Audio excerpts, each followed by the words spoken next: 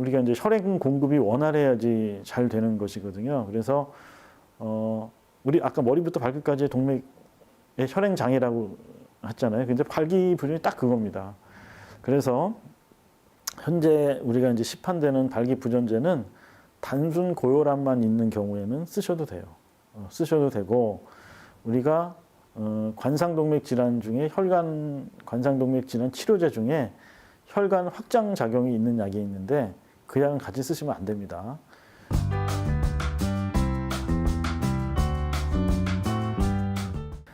안녕하세요. 건강한 요일의 앨리스 건강백다방 인제대학교 일산백병원 심장혈관센터 이성유입니다.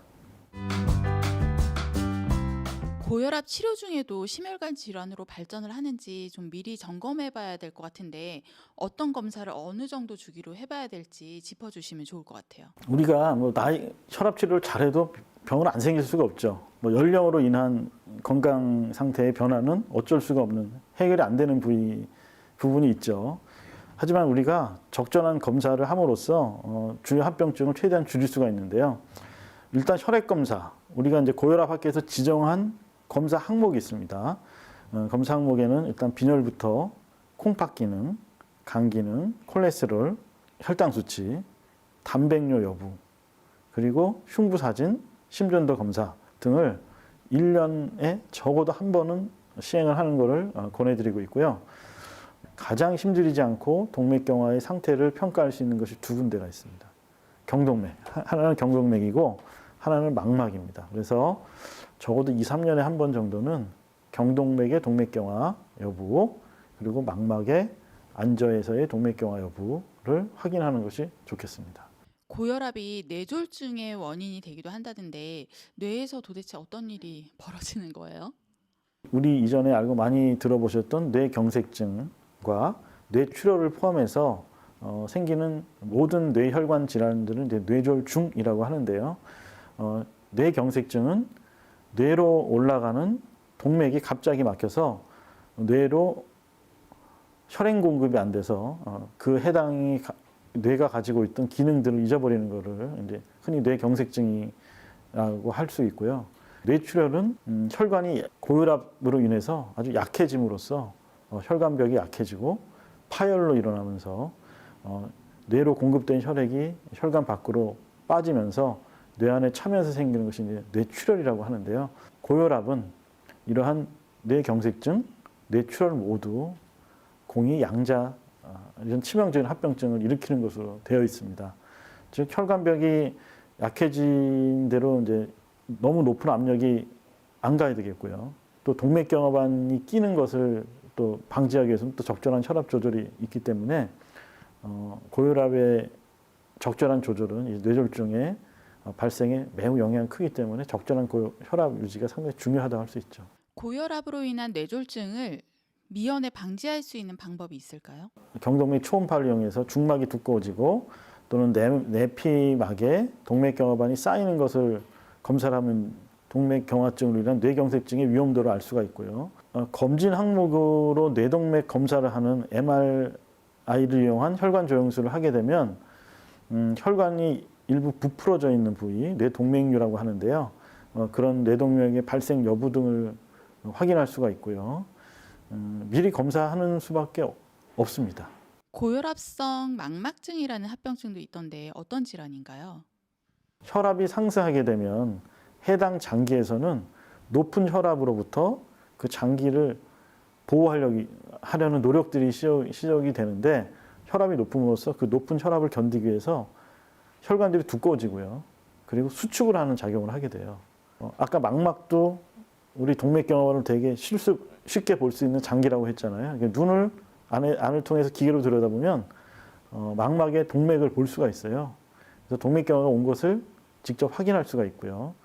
매우 심한 높은 혈압을 방치했을 경우에 망막의 동맥이 수축이 과도하게 일어나서 혈액 공급이 끊겨서 망막의 기능을 잊어버리고 아주 심한 경우, 요즘은 그런 사람은 없지만 실명까지 이렇게 될 수도 있습니다. 고혈압성 망막증이 왔다는 걸 알게 됐을 때 이후에 대처 방안은 어떤 게 있을까요? 우리가 특정 장기에서 어떤 동맥경화, 고혈압 이런 합병증이 생겼다는 얘기는 그 특정 장기에서 변화가 많이 일어났다는 얘기고요. 그 장기만 그렇다는 얘기가 절대 아니에요. 그러니까 머리부터 발끝까지의 동맥에서 그런 변화가 일어났다는 신호일 수도 있습니다. 아까 말씀드렸던 3대 수치, 혈압, 혈당, 콜레스테롤 수치를 적극적으로 더 관리를 하셔야 된다는 신호라고 이해를 하셔야 돼요.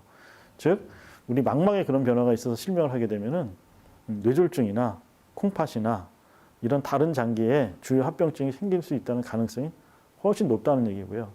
그리고 대개 망막만 오는 분들보다는 다발성 장기 합병증이라고 할 수 있는데 여러 장기에 이런 합병증이 동시다발적으로 진행되는 경우가 상당히 많습니다. 고혈압으로 성기능 장애 호소하는 경우도 있다고 하더라고요. 이럴 때 발기부전제 같은 약을 써도 될지, 아니면 혹시 반대로 성생활 자체가 혈압에 좀 안 좋은 게 아닌가 이런 생각도 들어요.